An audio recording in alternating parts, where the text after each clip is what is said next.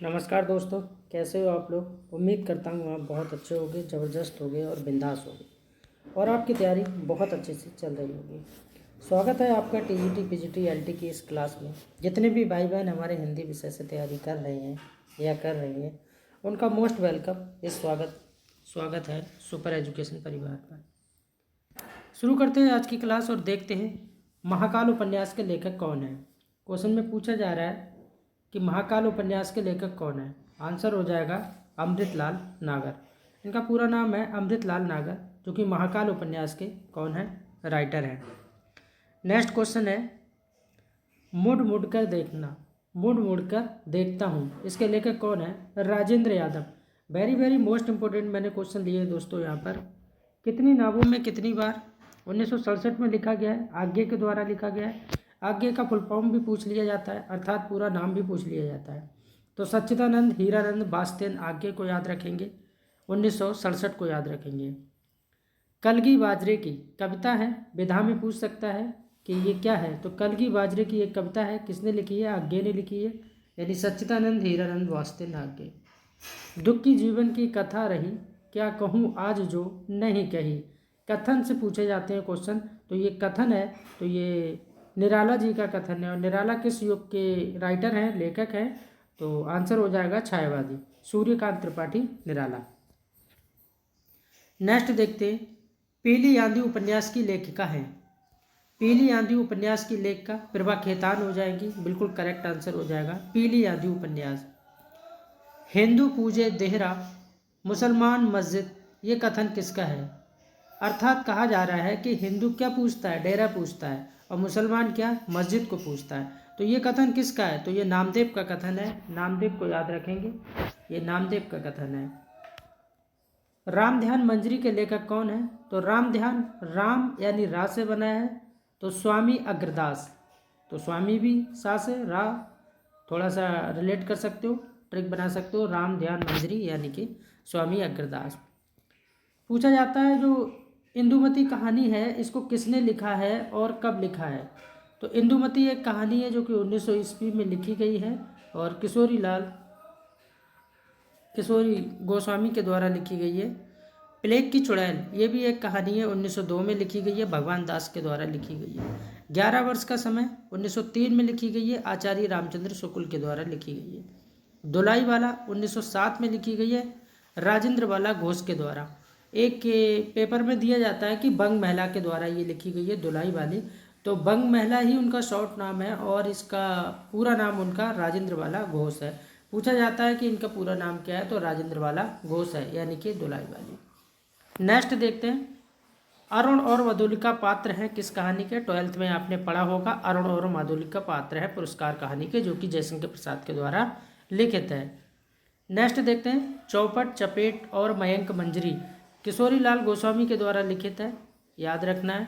मोरा जोबना नबेल रा भयो अमीर खुसरो के द्वारा कही हुई पंक्तियाँ हैं। और दोस्तों एक बात जरूर याद रखना है कि ये जो मैंने यहाँ पर क्वेश्चन बनाए हैं, ये क्वेश्चन अनेक एग्जामों में पूछे गए हैं, चाहे वो उत्तराखंड पीजीटी टीजीटी हो, चाहे उत्तर प्रदेश हो, चाहे DSSB हो, चाहे NBS हो, चाहे KBS हो, कोई सा भी एग्जाम हो। दोस्तों होता क्या है, 75% में जो एग्ज़ाम का पैटर्न होता है वो वही रखा जाता है, ठीक है। 25% लगभग अलग से सेट किया जाता है। अब ज़रूरी नहीं कि उत्तर प्रदेश का एग्ज़ाम अगर आप दे रहे हैं तो उत्तर प्रदेश के ही प्रीवियस पूछे जाए, ऐसा नहीं है। दिल्ली के पूछे जा सकते हैं, एकलव्य परीक्षा के पूछे जा रहे हैं, KBS के पूछे जा सकते हैं, उत्तराखंड के पूछे जा सकते हैं, MP राजस्थान के पूछे जा सकते हैं। आपके यहाँ नहीं है, वहाँ तो आए हैं, तो ये बात आप अच्छे से ध्यान रखें, क्योंकि मैं जो क्वेश्चन लेके आता हूँ वो क्वेश्चन कहीं ना कहीं पूछे हुए होते हैं। मोरा जोबना नबेल रा भयो अमीर खुसरो को याद रखना है। पटियाली कासगंज एटा जन्म स्थान के बारे में बताया जाता है। पुरुष परीक्षा के लेखक विद्यापति हैं और हिंदी का पहला उपन्यास परीक्षा गुरु है, ये भी याद रखना है, लाला श्री निवास दास ने इसको लिखा है। पुरुष परीक्षा के लेखक विद्यापति हो जाएंगे, विद्यापति। नीड़ का निर्माण फिर हरिवंश राय बच्चन को याद रखना है, 1970 की द्वारा लिखित है। नीड़ का निर्माण फिर हरिवंश राय बच्चन, फादर ऑफ अमिताभ बच्चन। जूठन को ओम प्रकाश वाल्मीकि ने लिखा है, बहुत ही फेमस रचनाएं उन्होंने लिखी है और दलितों के एक प्रकार से मतलब बहुत अच्छे राइटर कहे जाते हैं कि जूठन को ओम प्रकाश वाल्मीकि जी ने लिखा है 1999 में लिखा है। कब लिखा है? 1999 में लिखा है ओम प्रकाश वाल्मीकि ने जूठन। रामायण काव्य के रचयिता कौन है? तो विश्वनाथ सिंह हैं रामायण काव्य के रचयिता। और अब छीनने आए हैं वे हमसे हमारी भाषा, कथन से क्वेश्चन बनते हैं। और अब छीनने आए हैं वे हमसे हमारी भाषा, कथन सर्वेश्वर दयाल सक्सेना का है। ये आपको याद रखना है दोस्तों। अगर वीडियो अच्छी लग रही दोस्तों तो प्लीज़ वीडियो को लाइक करें एंड चैनल को सब्सक्राइब करें। नेक्स्ट देखते हैं, गांव के चारों ओर वृक्ष हैं। आपसे वाक्य भी बनवाता है संस्कृत में, ठीक है। यहाँ पर मैंने विभक्तियों से और भी कई चीज़ों से मैंने यहाँ पर क्वेश्चन लिए हैं, वो सब यहाँ पर देखेंगे कि वाक्य भी कैसे बनते हैं, और संधि से भी लिए हैं। गांव के चारों ओर वृक्ष हैं, तो संस्कृत में इसका अनुवाद करेंगे ग्रामम परता वृक्षा संति। क्या करेंगे? ग्रामम यानी गांव के, परिता यानी चारों ओर, वृक्षा मतलब वृक्ष, संति मतलब है, यानी गांव के चारों ओर क्या है? वृक्ष है गांव के चारों ओर। दोस्तों इससे पहले आपको बनाने से पहले एक चीज़ याद रखना पड़ेगी कि ये किस विभक्ति का सूत्र है। तो आपको द्वितीय विभक्ति का सूत्र पढ़ना पड़ेगा, जिसके लिए अव्यता, परिता, सम्या, निक्सा, हा, प्रति, योगे, अपि, ये सूत्र याद रखना पड़ेगा। और उसी सूत्र से ये बोध होता है कि गांव के चारों ओर वृक्ष हैं। संस्कृत में अनुवाद हो जाएगा ग्रामम परता वृक्षा संति, यानी गांव के चारों ओर वृक्ष हैं। वृक्ष से पत्ते गिरते हैं, यानी कि पेड़ से पत्ते गिरते हैं, वृक्ष से पत्ते गिरते हैं। तो पेड़ से कोई चीज़ अलग हो रही है, यानी पत्ते अलग हो रहे हैं, तो वृक्षात पत्राणि पत्यंती, यानी कर्ता ने कर्म को करण से संप्रदान के लिए, अपादान, अपादान आ जाएगा, अलगाव के लिए आ रहा है, क्योंकि वृक्ष से पत्ते अलग हो रहे हैं। बिल्कुल, वृक्षात पत्राणि पत्यंती। नेक्स्ट क्वेश्चन है, गंगा हिमालय से निकलती है, तो गंगा कहाँ से अलग हो रही है? हिमालय से अलग हो रही है, अलगाव इसमें भी आ रहा है, गंगा हिमालय से निकलती है। तो गंगा हिमालयात प्रभावती, प्रभावती मतलब निकलती है या बहती है। गांव के दोनों ओर वृक्ष हैं, जो अभी हमने सूत्र पढ़ा था, अभिता, परता, सम्या, निक्सा, हा, प्रतियोगी, अपी वाला। तो गांव के दोनों ओर वृक्ष हैं। ग्रामस्य मतलब गांव के, षष्ठी विभक्ति का प्रयोग किया गया है दोस्तों। ग्रामस्य यानी गांव के, उभता मतलब दोनों ओर, और जो मार्ग बोला जा रहा है, गांव के दोनों ओर वृक्ष हैं, तो उभता मार्गा संति। छात्र ने 2 पुस्तकें खरीदी, तो छात्र ने 2 पुस्तकें खरीदी, छात्रा 2 पुस्तकों, क्रेता, क्रेता मतलब क्रय की यानी कि खरीदी। सज्जन पाप से घृणा करता है, जो सज्जन होते हैं, सज्जन व्यक्ति होते हैं, वो पाप से घृणा तो करते ही हैं। तो सज्जन पाप से घृणा करता है, तो सज्जना पापात जुगुत्से, यानी घृणा करता है। राम घर जाता है, तो रामा गृहम गच्छति, राम घर जाता है, तो रामा गृहम गच्छति। ये दोस्तों मैंने जो संस्कृत के क्वेश्चन लिए हैं यहाँ पर वाक्य बनाने वाले, ये सब आए हुए क्वेश्चन हैं। हम महान राष्ट्र के नागरिक हैं, इसको बनाना है, हम महान राष्ट्र के नागरिक हैं, तो वयम महता राष्ट्रस्य नागरिका रस्म, ये रमेश की पुस्तक है। तो इदम मतलब ये, रमेशस्य मतलब रमेश की, पुस्तकम मतलब पुस्तक, अस्ति मतलब है, तो ये रमेश की पुस्तक है। आगे देखते हैं, बालिका जा रही है, तो बालिका गच्छन्ति अस्ति, बालिका मतलब बालिका, गच्छन्ति जा रही है, अस्ति मतलब है। राम के साथ सीता बन जाती हैं, तो कर्ता ने कर्म को करण से संप्रदान के लिए, ठीक है।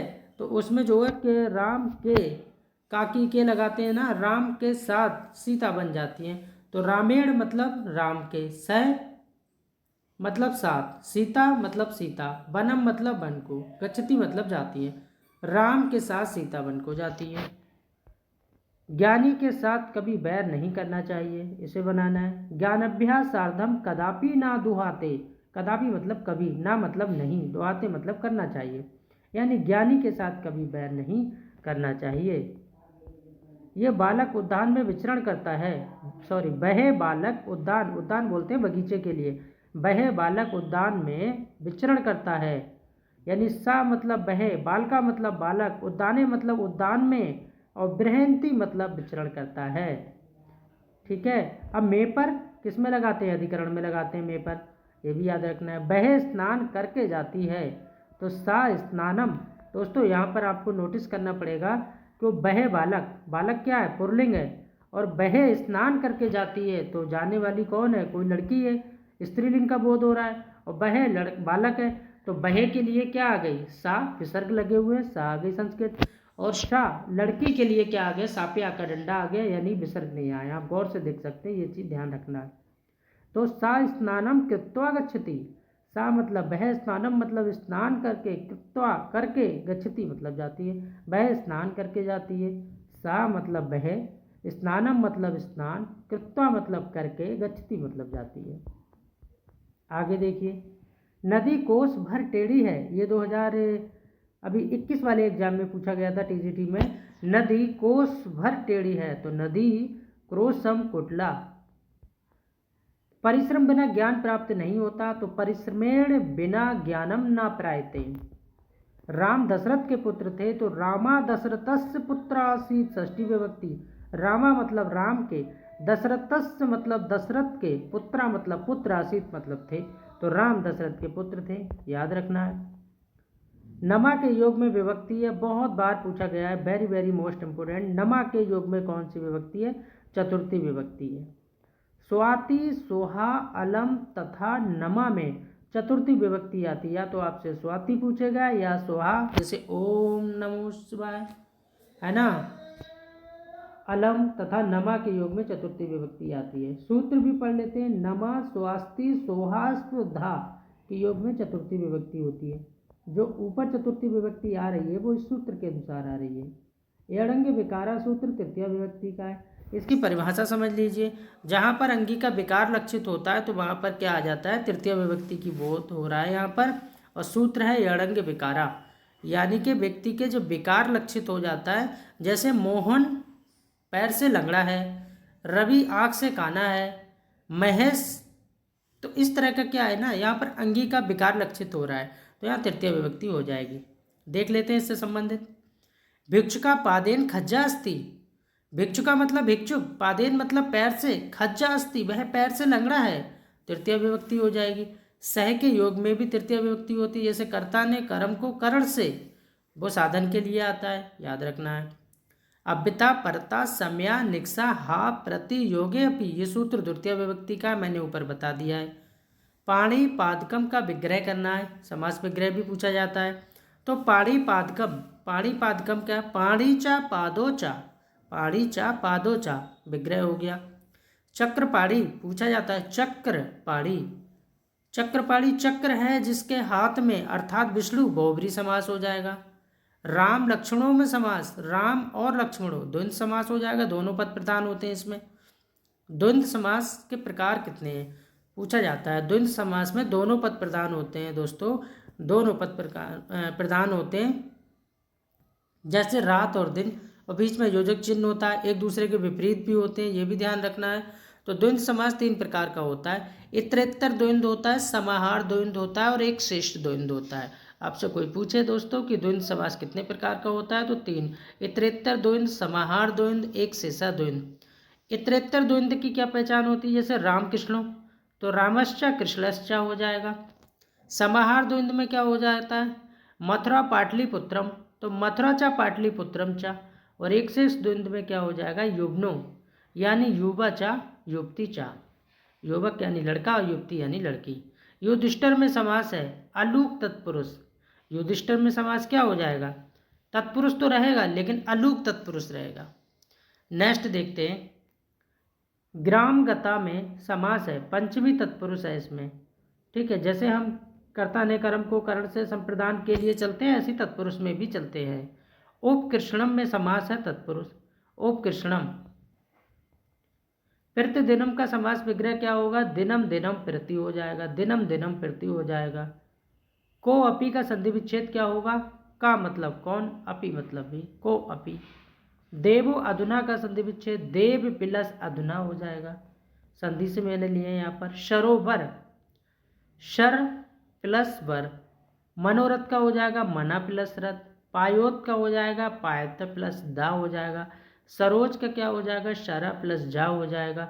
यशोदा का देख सकते हैं आप, मनोरम का देख सकते हैं, यशोधरा का देख सकते हैं। वेरी मोस्ट इंपोर्टेंट जो पूछे गए वो मैंने लिए हैं। मनोयोग का देख सकते हैं, स्वागतम का देख सकते हैं, सु प्लस आगतम यड़ संधि यानी स्वागतम, यड़ संधि का सूत्र एक और इच्छि सूत्र भी पूछा जाता है।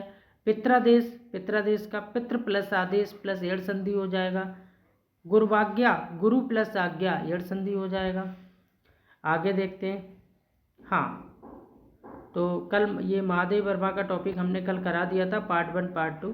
तो दोस्तों ये थे मोस्ट इम्पोर्टेंट क्वेश्चन जो मैंने आपके लिए बनाए थे। बाकी आप कमेंट कर सकते हैं और भी आपको किस तरह के क्वेश्चन चाहिए। आप खुश रहें, मस्त रहें, बिंदास रहें और एक पॉजिटिव सोच के साथ अपनी तैयारी करते रहें।